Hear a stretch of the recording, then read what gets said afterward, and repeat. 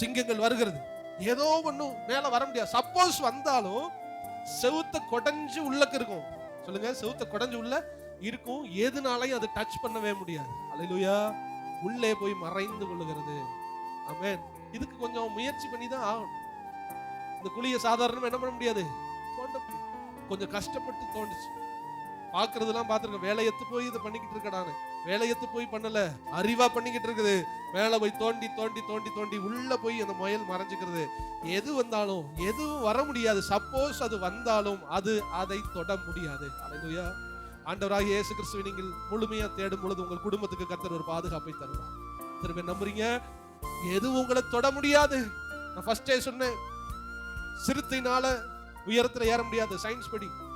சிங்கத்தினால ஏற முடியாது, ஓநாயினால ஏற முடியும், ரொம்ப ஏற முடியாது. எந்த மிருகங்களுக்கும் உயரே பலன் இல்லை. புரிஞ்சுக்கணும், எந்த மிருகத்துக்கும் உயரத்துல பலனு இல்ல. காட்டு மிருகங்களுக்கு, கொள்ளுகிற மிருகங்களுக்கு உயரத்திலே பலன் இல்லை. எந்த பிசாசுக்கு, எந்த கிரியைகளுக்கும் இயேசு கிறிஸ்துவுக்குள் இருப்பவனுக்கு பலன் இல்லை. ஆண்டவர் நம்மை பாதுகாக்கிற தேவனாய் இருக்கிறார்.